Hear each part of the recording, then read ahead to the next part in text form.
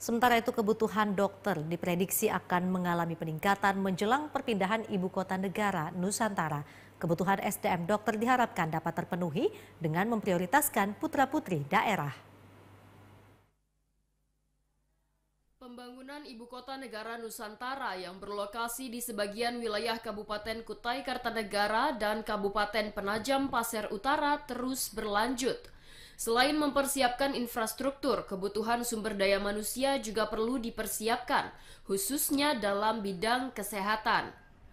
Ketua Ikatan Dokter Indonesia Kabupaten Kutai Kartanegara, Dr. Arif Risdianto menyampaikan, sejumlah rumah sakit di wilayah yang berdekatan tidak akan mampu secara maksimal untuk melayani masyarakat.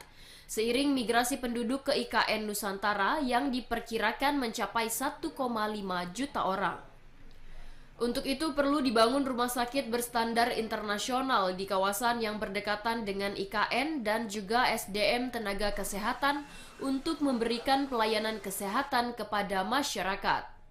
Kami mendukung, tapi jumlahnya secara kualitas juga harus ditambah ya.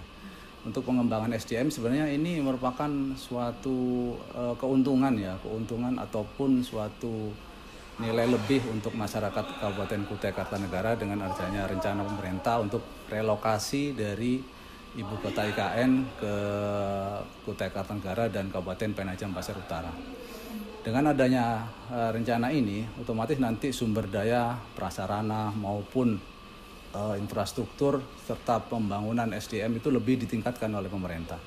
Dalam hal ini mungkin dari pemerintah lebih mengutamakan untuk membangun SDM khususnya untuk putra-putra daerah yang berada di Kalimantan Timur. Dalam hal penambahan jumlah kuantitasnya, jadi jumlah dokter juga harus ditambah. Terus yang kedua dari sisi kualitas pun tetap juga harus diperhatikan.